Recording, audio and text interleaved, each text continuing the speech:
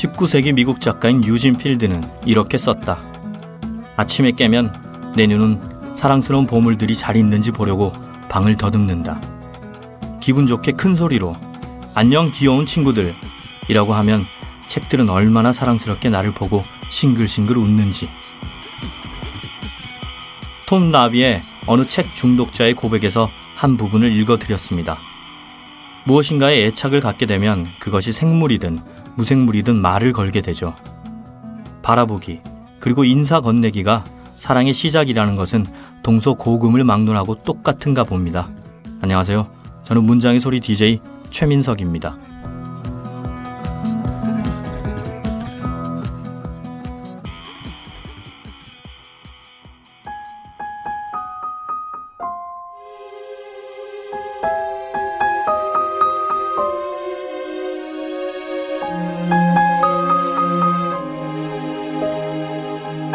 노크 없이 여는 방문.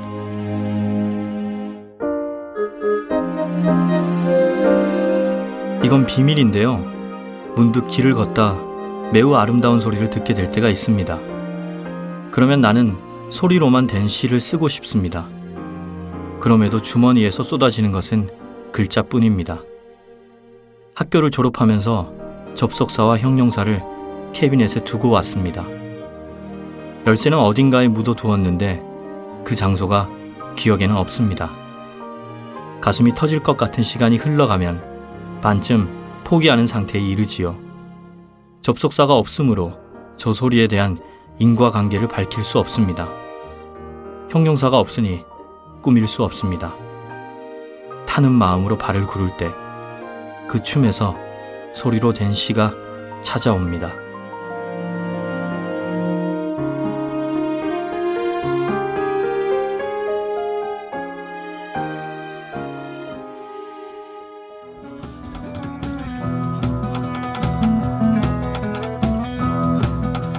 저 하늘 한가운데 내가 보여 바람 닮은 새처럼 날아오를래 저 너머 그곳에 내가 숨겨놓은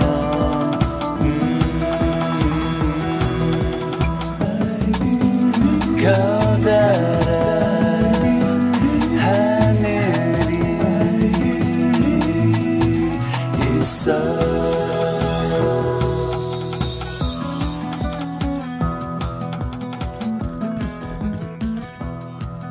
오늘은 작가의 방에 처음 방문해 주신 손님과 이야기를 나눠볼 텐데요. 심재희 시인 나와주셨습니다. 선생님 안녕하세요. 네, 안녕하세요. 네, 반갑습니다. 오시느라 고생하시지 않으셨는지요? 날이 덥네요. 네, 날도 더운데 사실 저도 아직 지난주에서 편도선이 완전히 회복되진 않았는데 선생님까지 목소리가 쉬었다고 해서 오늘 본의 아니게 굉장히 저희가 평소와는 다른 고품격 문학 라디오 방송을 차분하게 진행할 예정입니다. 조금 탁한 방송이 될 것 같습니다. 네, 탁 좀 마신 분위기로. 자, 그러면 간단하게 심재희 시인에 대해서 소개하고 시작하도록 하겠습니다. 심재희 시인은 1997년 작가세계 신인상을 수상하며 등단했습니다. 시집으로는 그늘 그리고 적당히 쓸쓸하게 바람 부는 이 있고요. 제8회 현대시 동인상을 수상했습니다. 맞습니까? 예, 그리고 최근에 한 권이 더 나왔습니다. 중국 맹인 악마사. 네. 가 나왔죠. 문해중앙에서 나왔습니다. 오늘 요 시집에 대해서 좀 이야기를 나눠볼 거고요. 문장의 소리에는 처음 나와주셨죠? 예, 처음입니다. 네, 청취자 여러분들께 인사 한 말씀 부탁드립니다. 예, 이런 방송에 처음 나와서 일단 불러주셔서 고맙고요. 네. 오늘은 좋은 말이 좀 잘 만들어졌으면 좋겠는데 아까 지하철역에서 내려서 걸어오다가 어떤 아주머니가 개 한 마리를 안고 가는데 네. 그 개가 저를 보고 좀 웃는 듯한 느낌이었어요. 그래서 저게 무슨 사인일까 좀 궁금했는데 네. 이 방송 결과가 좀 기대됩니다. 네. 이 개가 웃는다는 게 어떤 의미일지 저희 또 녹음 끝나 보면 그 의미가 밝혀지겠네요. 네. 아무튼 그러면 이런 팟캐스트 같은 이런 방송은 처음이신 거죠? 처음입니다. 네. 첫인상 좋게 남겨지길 바랍니다. 예. 이번에 세 번째 시집 중국인 맹인 안마사가 나왔는데요. 이 시집이 2부로 구성되어 있습니다. 특히 2부의 시편들에는 이국적인 풍경들이 묻어나는데요. 이에 대해서 설명 좀 부탁드립니다. 예, 뭐 별건 아니고요. 제가 제 직장에서 한 1년 동안 쉬게 해주는 제도가 있고요. 그래서 그 기회에 안식년 말씀하시는 거죠? 네. 그 기회에 제가 캐나다 토론토에 가서 1년 동안 살게 되었습니다. 네. 근데 거기는 이제 북위 45도고 그리고 한인들이 굉장히 많은 곳입니다. 네. 아니 그걸 외우고 다니십니까? 북위 45도? 제가 찾아봤습니다. 아 그렇군요. 예. 네. 저 어딜 가나 이렇게 동서남북하고 항상 위도와 경도를 이런 파악하고 거 계시는군요. 좀 확인하는 습성이 있습니다. 네, 네. 어쨌든 가서 제가 가족들하고 떨어져서 가서 많이 외로웠고 또 그곳에 계신 많은 분들은 이민이라는 삶을 택해서 살고 있어서 그 디아스포라의 삶이 어떤가 많이 경험하고 왔는데 어쨌든 그런 기회로 가서 제가 세 번째 시집에 북쪽 마을에서의 1년이라는 항목을 집어넣었는데 굳이 북쪽 마을을 띄우질 않고 붙인 이유가 그 약간 고유명사처럼 쓰고 싶었어요. 네. 다소 좀 쓸쓸하고 춥고 그런 가족들로부터 떨어진 장소의 대명사처럼 그렇게 쓰고 싶었어요. 그래서 우리가 평소에 안고 살아가던 이별이나 또는 고독이나 그런 것들을 2부에 아마 집어넣지 않았었나 싶습니다. 네. 이 제목부터 굉장히 이국적입니다. 중국인 맹인 안마사잖아요. 그럼 또 토론토에 계실 때 차이나타운도 가시고 그러신 건가요? 그러진 않았습니다. 예, 그렇군요. 이번 시집의 공간도 그렇고 예전 시집 그늘 그리고 적당히 쓸쓸하게 바람 부는에서도 어떤 장소나 공간에 대한 시가 많습니다. 예컨대 뭐 서울 강남의 뱅뱅 사거리라든지 강릉의 초당 그리고 또 말씀하신 캐나다 이런 공간들이 시에서 많이 드러나는데요. 이런 공간성에 천착하는 그 이유가 있으신지요? 글쎄 뭐 그 질문은 제가 시를 어떻게 쓰느냐 저의 시 쓰는 방법에 대한 질문 같은데 사실 저희가 뭐 살다 보면 그 시간과 공간으로부터는 벗어날 수 없지요. 왜냐하면 그런 것들이 우리 삶을 구성하는 대표적인 요소이기 때문에 그런데요. 저 같은 경우는 이제 약간 전통적인 그 시쓰기에 좀 더 가깝다고 할까? 네. 물론 꼭 그렇지는 않습니다만, 근데 그런 시쓰기에 있어서 중요한 방법 하나가 그 회감이라는 겁니다. 그 과거를 회상을 하고 그 추억을 돌이켜서 그걸 정서화시키는 건데 네. 그 과거를 회상할 때 우리에게 그 회상을 하는 방법이 시간과 장소에서 유발되는 것이고 그것으로부터 자유로울 수가 없다는 것은 너무나 자연스러운 일인데 저는 특별히 어떤 시인들은 굳이 특정한 시간, 특정한 장소로부터 자유로운 시인들도 있습니다. 그러니까 가상 공간을 만든다거나 특히 요즘 젊은 시인들, 뭐 저도 젊습니다만, 네, 상당히 젊으시죠. 시인들은 네. 어떤 환상성을 만들기 위해서 특정한 어떤 개연성 있는 시간이나 공간으로부터 벗어나서 스스로 그걸 없애기도 하고 또는 아주 몽환적인 분위기를 만들기도 하는데 저는 다소 좀 선명한 공간 또는 선명한 시간, 개연성이 있는 현실의 계기가 이렇게 직접적으로 구체적으로 드러나는 그런 시간, 공간을 가지고 시를 구성하다 보니까 아무래도 내 시가 보여주는 내 시가 소개하는 특정한 공간, 어떤 장소가 좀 더 이렇게 선명하게 아마 부각이 될 겁니다. 그래서 독자들은 제 시를 읽으면서 특정하게 내가 그 시에서 호명하는 어떤 장소들이 인상적으로 다가갈 수가 있을 겁니다. 그래서 뭐 그중에 제 고향과 관련된 네. 여러 장소들. 고향이 강릉. 예, 맞습니다. 네. 그리고 제가 다녔던 어떤 특정한 여행지 뭐 이런 것들도 있긴 합니다만 사실 꼼꼼히 들여다보시면 지금 제가 살고 있는 제 집 부근 제가 살고 있는 집, 뭐 제가 잠을 자고 있는 방 이런 것들이 오히려 많습니다.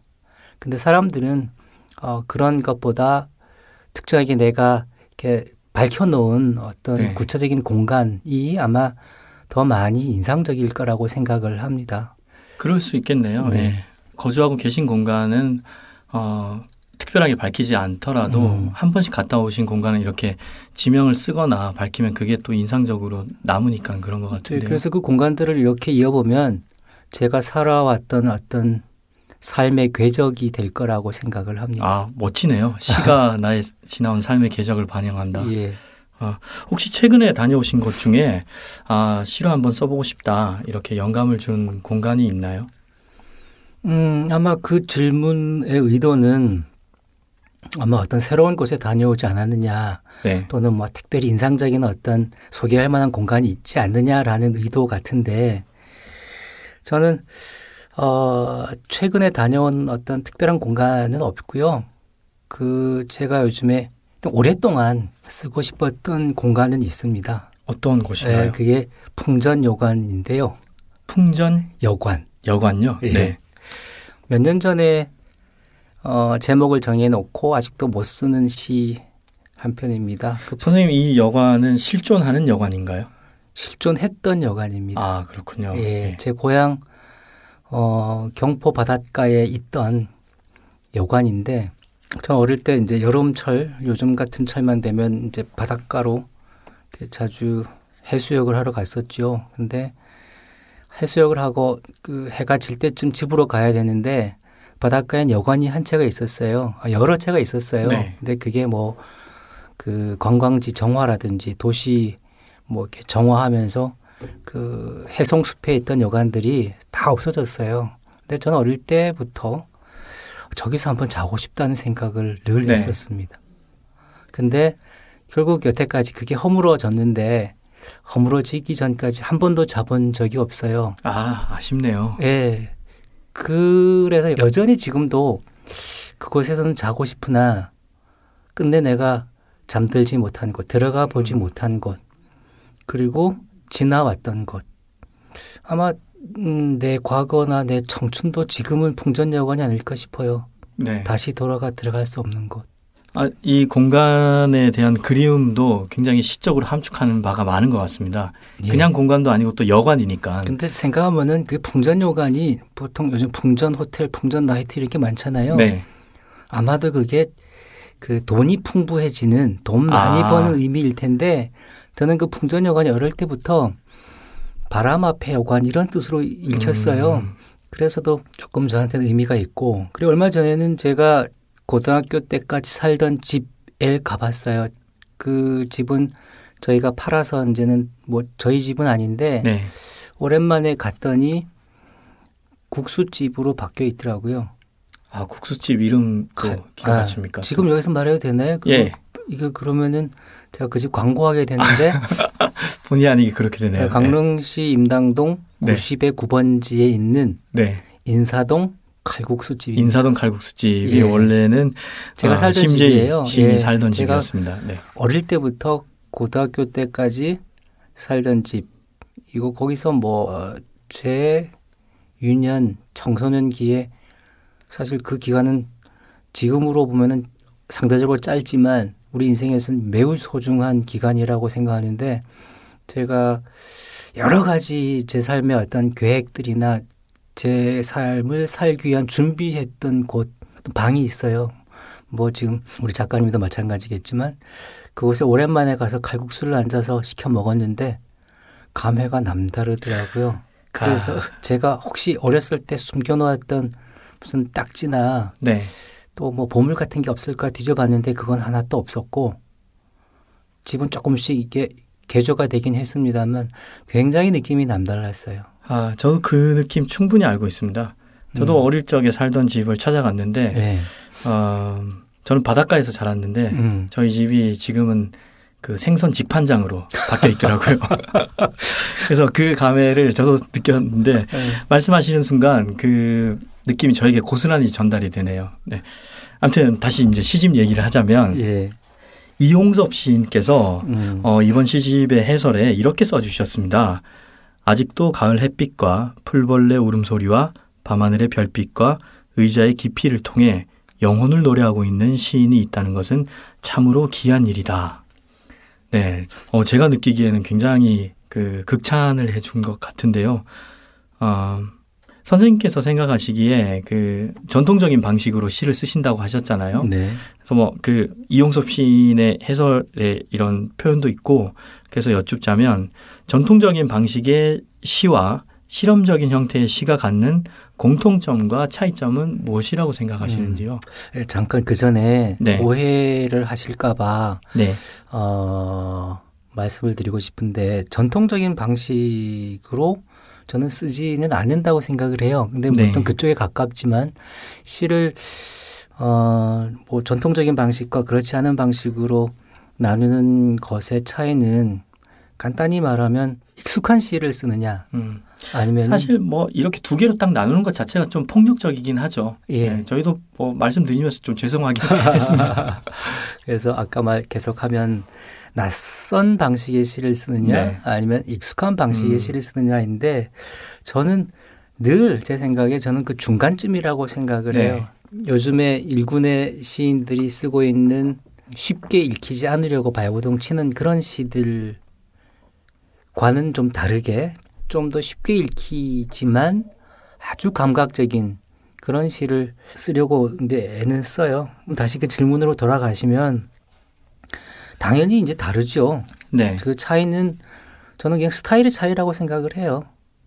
그 어떤 사람들은 쉬운 시가 좋고 어려운 시는 안 좋다라고 말씀을 하시는데 그 생각은 좀 저는 아니라고 생각을 해요. 네. 쉬운 시에도 좋은 시가 있고 나쁜 시가 있고 어렵고 난해한 시에도 좋은 시가 있고 나쁜 시가 있다고 생각해요. 다만 뭐 여러 가수들이 뭐 김건모 씨 부르는 거랑 이소라 씨 부르는 거랑 나훈아 씨 부르는 게 스타일이 다르지 좋고 나쁜 그러니까 뭐 이거는 좋고 이거는 나쁘다라고 말할 수는 없잖아요. 그렇죠. 네, 취향의 차이라고 네. 생각을 하는데 일단은 그런 취향 또는 스타일에서는 확연히 다르죠. 그 다른 건 아마 시쓰기 전략도 차이가 있지 않느냐 하는 생각은 들어요. 아까 말씀드렸듯이 익숙하게 시 쓰려고 하느냐 아니면 익숙한 것은 이미 진부한 거니까 시에서 치명적인 한계는 진부함이거든요. 그래서 그 진부함을 넘어서는 방식은 낯설게 쓰는 방식이다. 이러면서 큰 차이가 있다고 생각을 하는데 제 공통점은 둘 다 서정시라는 거죠. 큰 장르에서 보면 전통적인 방식이나 또는 어렵고 난해한 또는 뭐 좀 실험적인 시이더라도 다 서정시라는 공통점을 가지고 있고 또 궁극적으로는 모든 시들이 지친 사람들에게 어떤 위로를 주고 위안을 하고 그리고 어떤 우리 삶의 문제적인 부분들을 지적하려고 하는 노력을 한다는 것. 제일 중요한 건 어떻게 쓰든지 간에 완성도를 높여야 한다는 네. 거. 이거는 공통점이라고 생각을 해요. 거의 모든 예술의 공통점이 아닌가 싶습니다. 맞죠. 네. 선생님 그리고 지금 또 강단, 즉 문해창작학과에서 오랫동안 시를 가르쳐 오셨는데요. 네. 시 또는 문학을 하고자 하는 제자들에게 늘 하시는 말씀이 있다면 무엇인가요? 뭐 여러 저는 말합니다. 너무 여러 어려운 말 질문을 하는데 드렸군요. 그냥 시는 사실 교실에서 가르칠 수 있는 것보다 가르칠 수 없는 게 훨씬 많은 네. 모든 예술이 다 그렇겠지만 사실 그렇죠. 뭐 시를 가르친다는 것 자체가 수학이 아니기 때문에 네. 애매할 수가 있죠. 그래서 시는 오히려 술집에서도 잘 가르칠 수 있어요. 근데 어쨌든 그런 걸 염두에 두고서라도 제가 교실에서 할 수 있는 말들 중에 가장 대표적인 건 시는 뭐로 쓰냐, 머리로 쓰냐, 가슴으로 쓰냐, 눈으로 쓰냐 이렇게 물어보면 그래도 좀 명확한 아이들은 머리로 쓴다고는 안 해요. 근데 이제 가슴으로 쓴다고 말을 하는데 저는 처음 가르칠 때는 가슴도 좋지만 눈으로 써라고 말을 해요.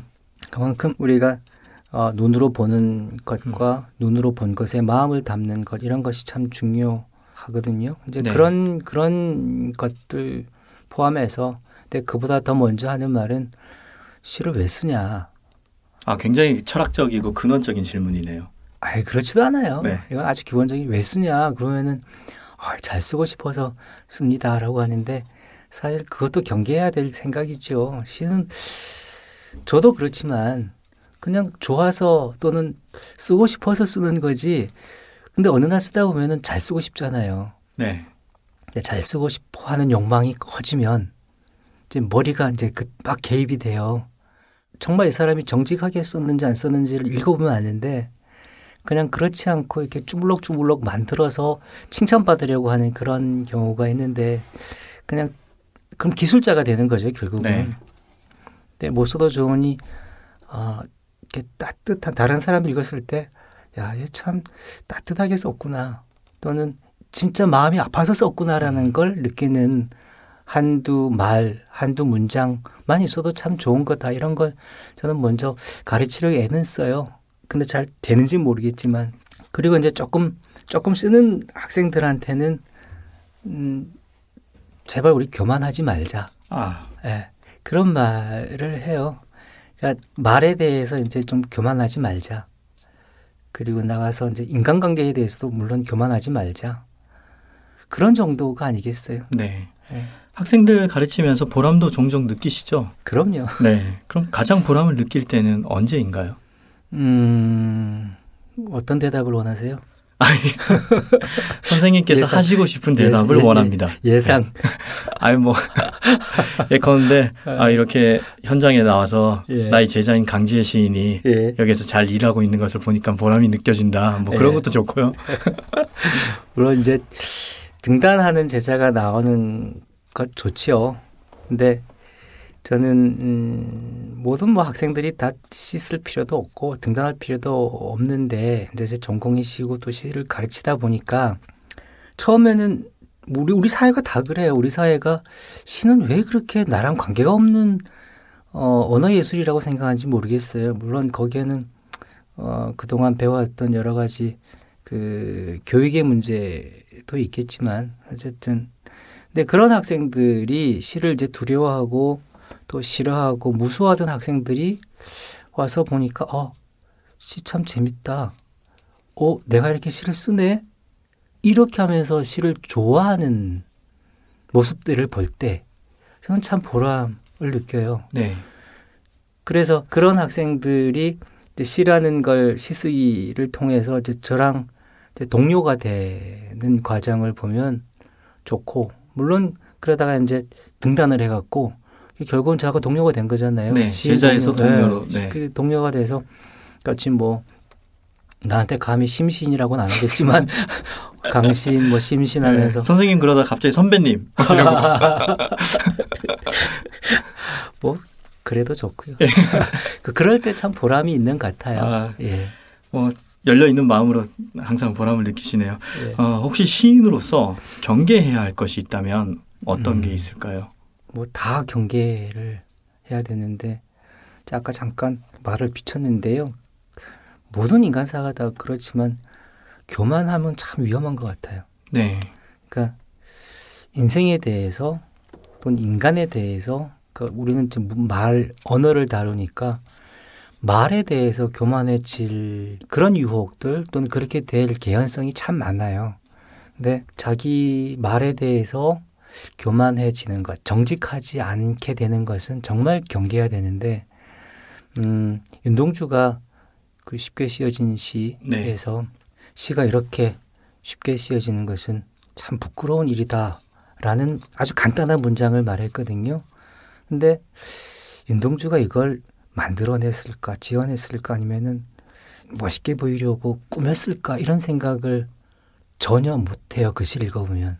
윤동주는 정말 이렇게 비오는 육첩방에 앉아갖고 조그만 책상에 앉아갖고 자기 시 쓰기, 자기 말에 대해서 그렇게 부끄러움을 느꼈는데 그 시를 읽으면 정말 그 부끄러움이 순도 100%의 어떤 그 빛나는 언어로 이렇게 다가오는 걸 느낄 수 있어요. 근데 우리는 시를 쓰다 보면은 자기 말에 대해서 정말 그렇게 책임질 수 있을지, 자기 가슴을 찔러갖고 이렇게 쭉 나오는 그 순도 높은 집으로 쓴 말인지 아닌지를 가려야 되는데 제가 너무 세게 나간가요? 아닙니다. 제가 네. 자세를 고쳐서 네. 듣고 있습니다. 아유, 너무 선생스럽지 않나요? 아니 근데 정말 저뿐만 아니라 네. 청취자들에게도 이 겸손함에 대해서 네. 진지함이 전달되는 것 같아서 정말 몰입해서 듣고 있었습니다. 근데 제가 지금 되게 교만하게 앉아있지 않나요? 자세는 약간 교만하신데요. 예, 저는 그거를 항상 이제 경계하는데 참 어려워요. 그건 참 어려운 것 같아요. 네. 결론은 또 겸손하게 그렇게 내주셨네요. 참. 선생님 지금 이제 학생도 가르치시고 시도 쓰시면서 살고 계신데요. 네. 만약 시를 쓰지 않았다면 지금은 어떤 사람이 되어 있을 것 같은가요? 내셔널 지오그래피 PD. PD요? 네. 제 꿈이었습니다. 그 내셔널 지오그래픽 잡지가 있잖아요. 그리고 또 방송국이 있잖아요. 방송국의 PD요. 영상 PD.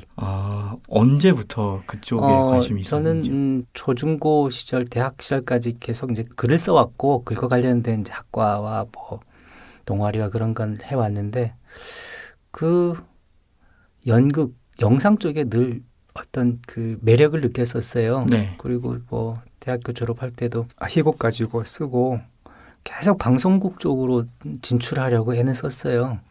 시험도 봤고요. 네. 떨어진 게 잘 됐죠.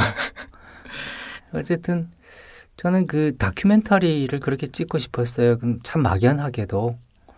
그래서 요즘도 그 내셔널 지오그래피 자연 다큐멘터리 혹은 뭐 과학 다큐멘터리 이런 걸 보면 흥분이 돼요. 참 힘들지만 네. 참 아름답다. 말씀을 듣고 보니까 선생님께서 그 공간에 대한 시들이 또 몇 편 있잖아요. 그리고 네. 내셔널 지오그래픽은 항상 어딘가로 떠나는 거잖아요. 네. 그게 뭔가 연관성이 있습니다. 그리고 지금 복장도 청취자 여러분들께는 안 보이겠지만 말씀을 듣고 보니까 뭔가 탐험가 같은 그런 분위기가 풍깁니다. 그리고 공교롭게 예. 저는 이걸 하면서 점점 깨닫게 되는 건데 시인들이 연극에 굉장히 관심이 많은 것 같아요. 예. 저희 PD인 김경주 시인도 극작가고 저번 주에 출연했던 이현호 시인도 한때 또 아동극을 했다고 그러고 예. 선생님도 또 연극에 관심이 있었다고 그러고 이게 또 공통점이 있는가 봐요.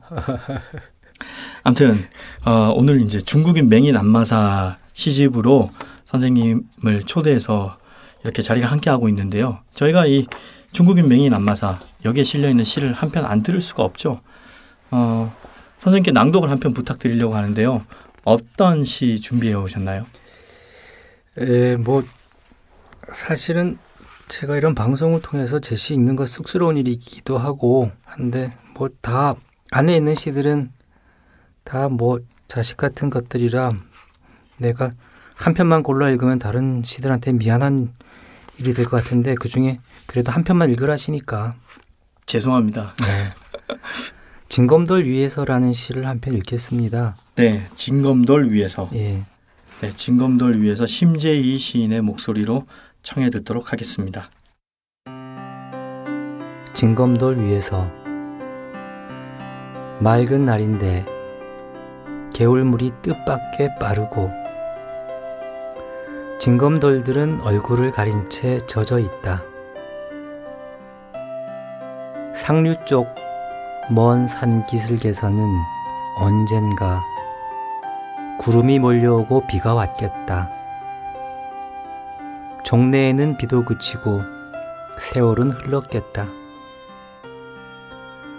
헌데 어찌하여 그날의 빗소리는 이곳까지 흘러왔나. 눈 감은 진검돌들 사이에서 왜 소리 죽여 울고 있나. 지나간 어느 먼 날에 처음 발 앞에 돌을 놓으며 개울을 건너가려던 한 사람 있었겠다. 마음을 점점이 떨어뜨리고 기어이 개울을 건너간 사람 있었겠다.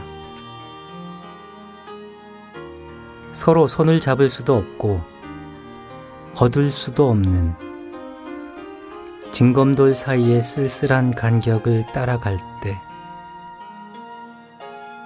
어느덧 익숙한 보폭 아래로 사무치도록 투명한 물이 흘러갈 때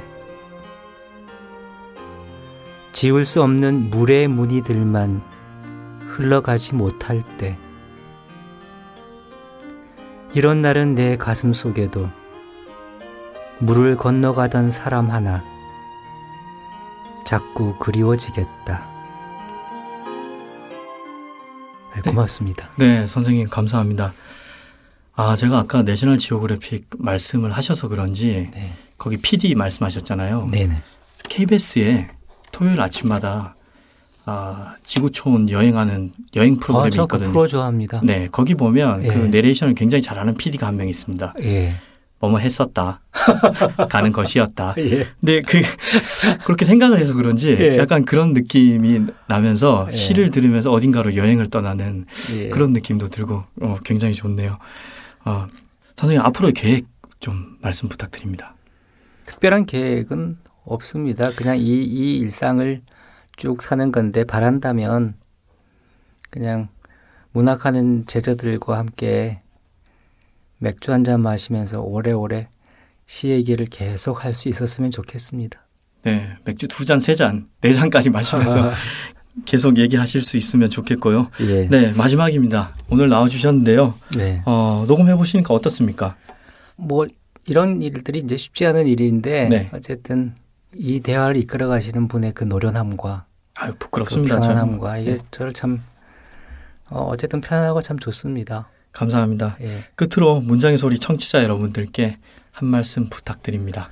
사실 문학이 언젠가부터 독자들하고 좀 멀어진 듯한 느낌이 들었어요.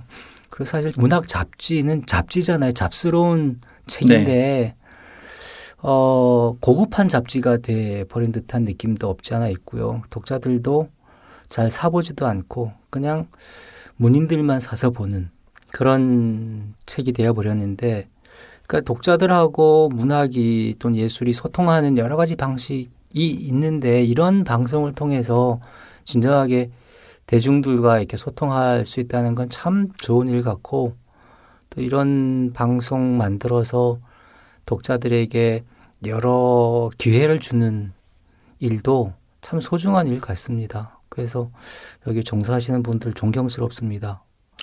마지막을 이렇게 훈훈하게 마무리해 주셔서 저희가 감사합니다.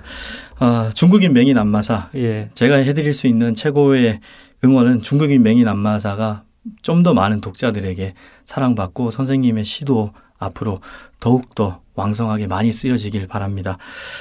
선생님 오늘 함께 자리해 주셔서 감사합니다. 나와주셔서 감사드리고요. 네. 조심히 돌아가시기 바랍니다. 예, 고맙습니다. 네, 감사합니다. 네.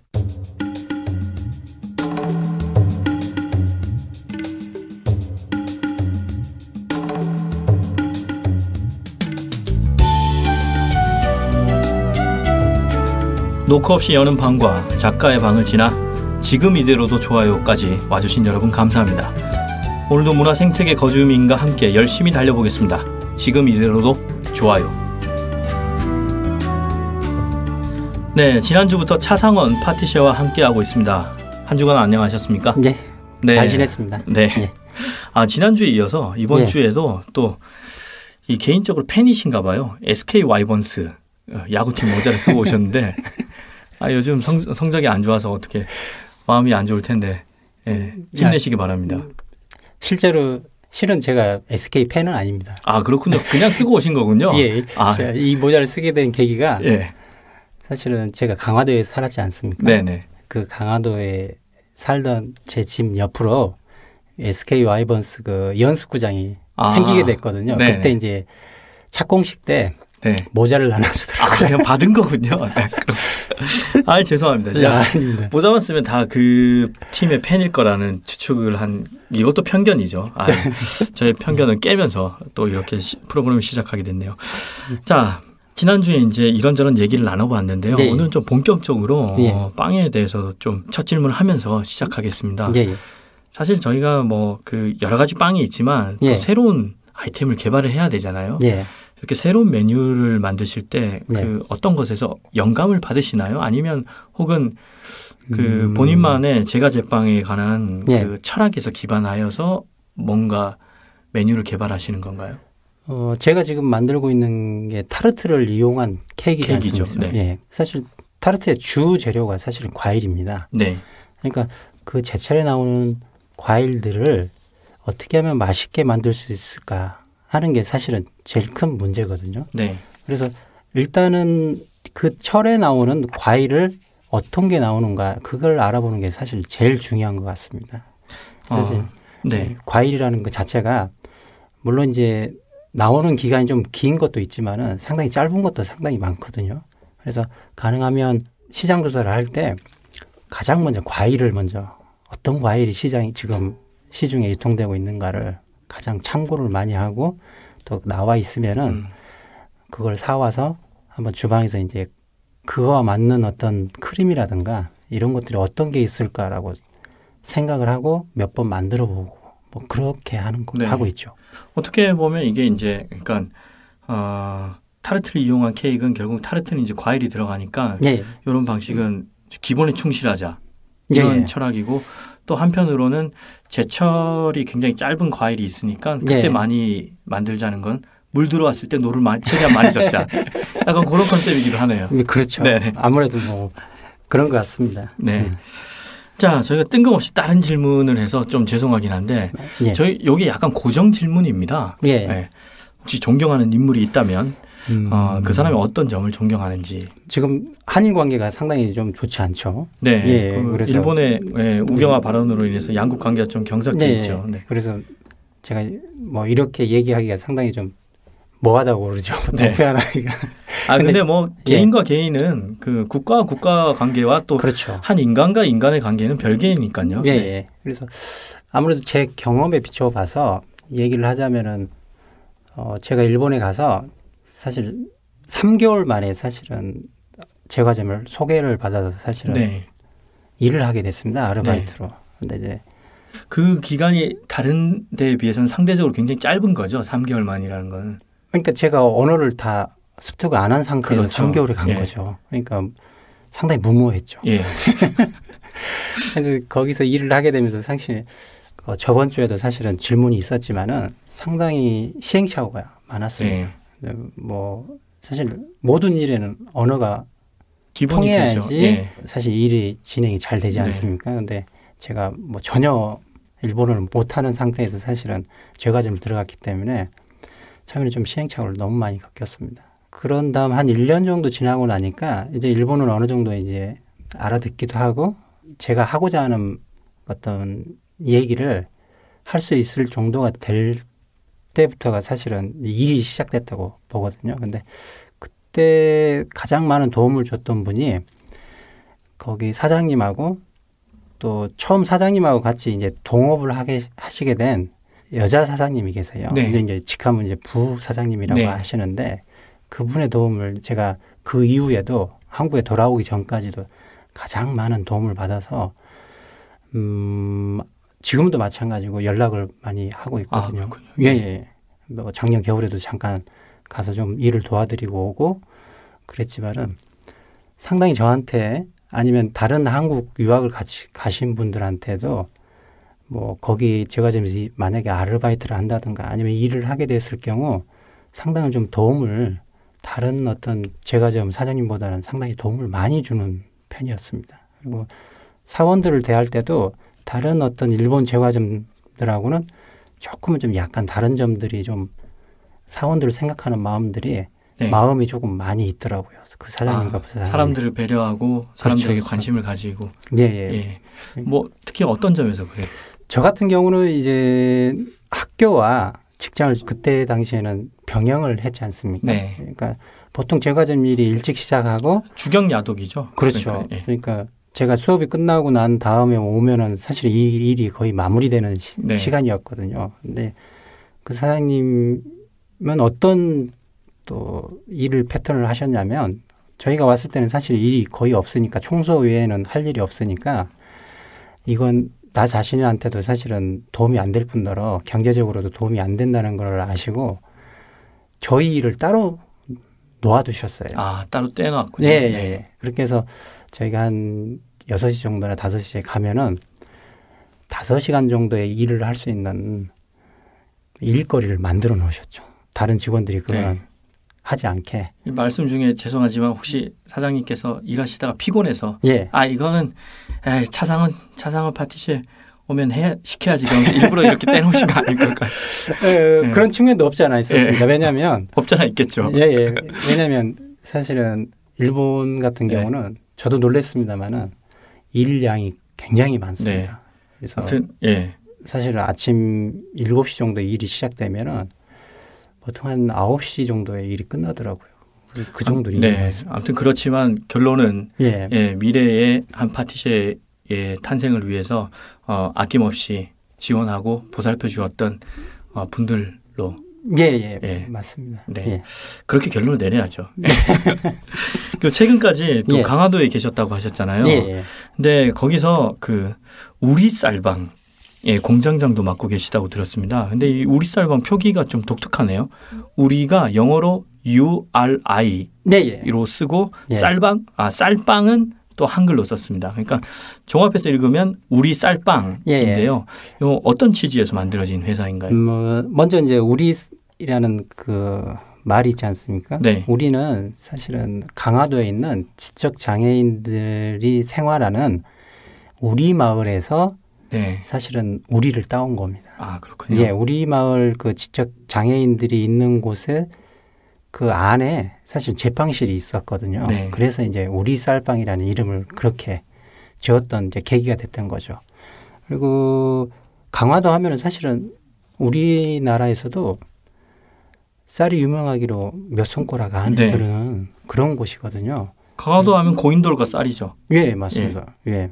그래서 거기 뭐 요즘 사실은 쌀 수요가 그렇게 예전보다는 사실 많이 줄었다고 하거든요. 그래서 이제 아무래도 그쪽에서 좋은 쌀이 나오니까 이 쌀을 가지고 뭐 수요를 좀 촉진하기 위해서 빵을 좀 만들어 보는 게 어떠냐. 그리고 이 빵을 만든다면은 그냥 우리 보통 비장애인이 만드는 게 아니라 장애인과 함께 만들면 또 어떠냐 네. 하는 어떤 좋지 않을까 하는 그런 취지에서 사실은 이 빵을 만들게 됐습니다. 결국은 근데 이 두 가지 이유 때문에 사실은 잘 안 된 계기가 됐던 것도 있죠. 지금은 뭐 아무튼 없어졌지만 예, 그래도 예. 취지와 그 열정은 굉장히 높이 살 만한 회사군요. 예, 예. 예. 자, 이것도 저희가 항상 여쭤보는 건데요. 예. 세상을 풍요롭게 만들기 위해서 사라져야 할 것 혹은 꼭 있어야 할 것 세 가지만 말씀해 주신다면요. 사실은 뭐 없어져야 할 것을 말씀하실 겁니까? 아니면 있어야 할 것을 말씀하실 겁니까? 뭐 없어졌으면 좋을 걸 네. 말하는 게 좋을 것 같습니다. 아무래도 우리 사회가 지금 복잡한 예. 여러 가지 문제가 있지 않습니까? 그래서 뭐 이런 점만은 조금은 없어지면은 그래도 우리나라가 좀 살기 좋은 나라가 되지 않을까 하는. 세 가지 다 뽑아 오신 거죠? 예, 맞습니다. 네. 그래서 처음에는 좀 고민이 좀 많았습니다. 세 가지로는 좀 부족한 것 같아서. 저희 탑 20를 드릴 걸 그랬네요.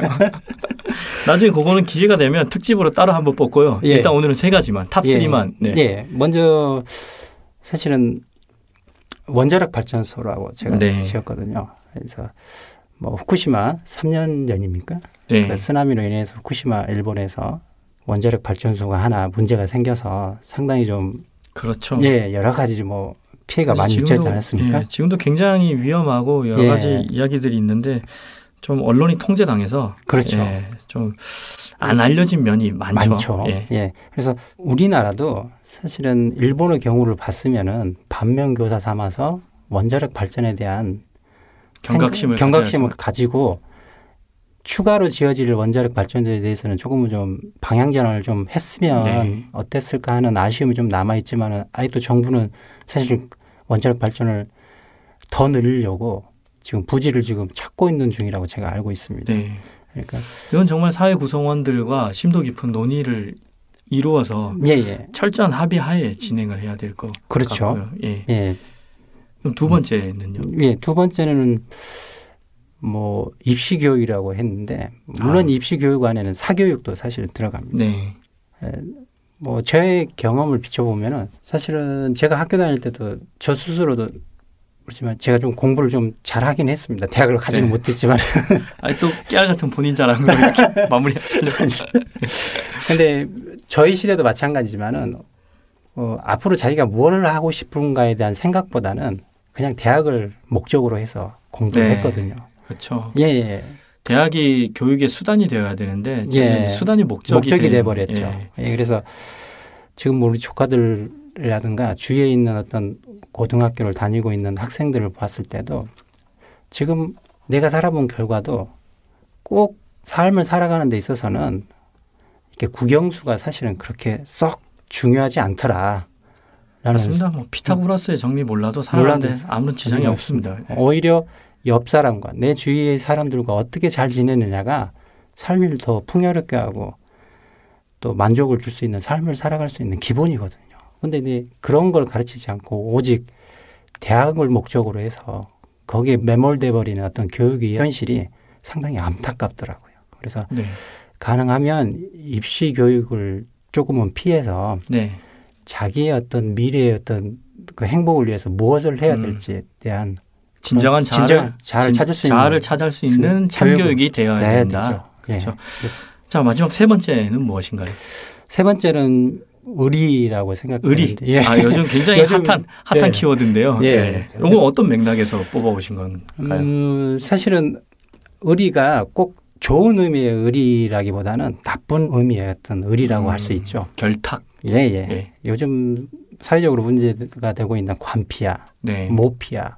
사실은 이게 뭐 혈연, 지연, 학연 등과 연결되어서 네. 안 좋은 의리가 지금 성행하고 있거든요. 연출 사회의 폐해죠. 보시는 예, 거죠. 네. 네. 가능하면 이런 안 좋은 의리들은 네. 없어야 될 폐해가 아닐까 하는 생각이 많이 들죠. 네. 예, 그래서 예. 부정적인 의리가 아니라 긍정적인 의리, 참 그렇죠. 의리가 자리 예. 잡히는 사회가 되길 바라며. 예. 자, 또 여쭤보자면 스스로를 한 번에 한 단어나 문장색 뭐 이런 걸로 정의할 수 있는 것이 있는지요? 특별히 이거를 고민을 해본 적은 사실 없어서 네. 표현을 할 수 있는 단어가 없더라고요. 네. 그래서 제가 저희요 예. 정해진 질문이라 예. 그러면 저희는 이제 차상원 파티시에님을 물과 같은 사람으로 이 어떤 의미냐면 예. 물은 그 바위를 만나도 넘잖아요. 예, 맞습니다. 그리고 모이면 또 폭포가 되어서 떨어질 때는 예, 예. 굉장히 극강하하면서 큰 소리를 내잖아요. 예. 그러면서 또 물은 그 높은 곳에서 낮은 곳으로 다 갑니다. 예. 그리고 타일 사이에 좁은 길도 가고 넓은 바다로도 가고 그러니까 예. 항상 자신을 그 하나로 규정할 수는 없지만 언제든지 바꿀 수 있고 융통성 있게 변화시킬 수 있는 물과 같은 사람으로 그렇게 해도 되겠습니까? 사회자님이 더 저보다는 더 표현을 아주 잘해주시는데요. 뭘 하나를 정해야 되니까요. 네. 이게 또 방송의 폐해죠. 네. 하나를 만들어내야 된다는 거. 예, 아무튼 고맙습니다. 예, 감사합니다. 앞으로의 계획은 어떻게 되시나요? 일단 제가 강화도에 한번 기촌을 했었는데 네. 사실 1차적으로 좀 실패를 했습니다. 한번 실패를 했다고 해서 또 포기할 수는 없지 않습니까? 실패를 했다는 건 어떤 의미에서 그러니까 아까 우리 쌀빵 망한 거 말씀하시는 건가요? 물론 이제 쌀빵도 포함이 되겠지만은 사실은 아직은 제가 젊다 보니까 네. 농사를 지으러 간 건 아니거든요. 네, 일단 네. 광화가 사실은 가보니까 농사를 지어서 살 수 있는 그런 환경은 또 아니더라고요. 수도권과 가깝다 보니까.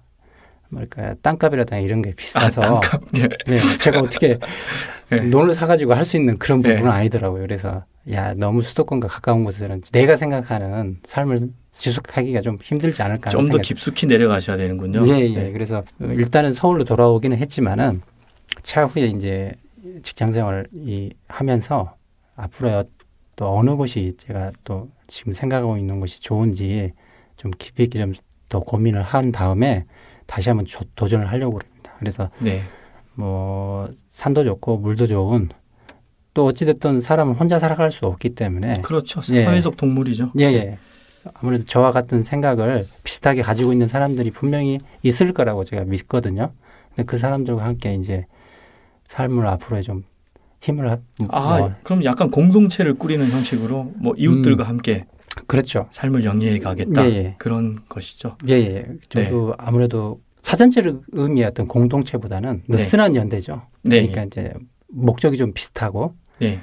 뭐 그렇다고 해서 사생활에 깊이 있게 관여하는 그런 공동체는 조금 좀 지혜. 역시 사회 운동에 관심이 많으신 분이라 이 표현이 시적이면서도 굉장히 직접적으로 와닿네요. 느슨한 연대. 예, 느슨한 연대. 연대로 아무래도 삶을 살아갈 수 있는 네. 곳이 있다면은 아마 그쪽으로 아마 가려고 지금 네. 생각하고 있습니다. 함께하지만 사사건건 개입하지는 않겠다. 네. 네. 자유를 보장하는 연대. 예, 아무래도 네. 개인주의가 좀 개입돼 있는 느낌이 그렇군요. 들죠. 예. 예. 아무튼 이렇게 물리적 빵도 만들면서 예, 예. 영혼의 빵을 섭취하는 이 차상원 파티세님과 함께한 2주가 끝났습니다. 예. 어떻게 뭐 녹음은 긴장된다고 하셨는데 괜찮게 해보니까 어떤가요? 역시 사회자님이 그런 말 안 하셔도 됩니다. 이거 나 안 물어볼래 이제. 물어보면 다 이 얘기해서 내가 민망해서 못 물어보겠습니다. 아무튼 뭐 또 네. 사회자님이 리드를 잘 해주셔서 긴장감도 떨어지고 그래서 상당히 좀 편안하셨다니 다행입니다. 네, 그럼 앞으로 차상원 파티시아님의 달콤한 케이크가 많은 사람들, 이 케이크는 타르트를 이용한 케이크. 예. 네, 달콤한 케이크가 많은 사람들에게 행복을 전하길 기원하겠습니다. 예. 조심히 가시길 바랍니다. 예, 고맙습니다. 네, 고맙습니다. 예.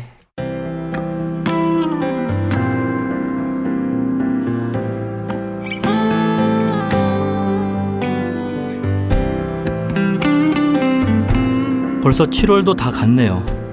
시간이 흐른다는 것은 때로는 두렵기도, 때로는 반갑기도 한 소식입니다. 최대한 반기는 마음을 가져보려고 하는데 마음처럼 잘 되지는 않네요. 그래도 또 일주일이 지나면 여러분을 만날 수 있으니까요. 다음 시간에도 반갑게 인사드리겠습니다. 고맙습니다.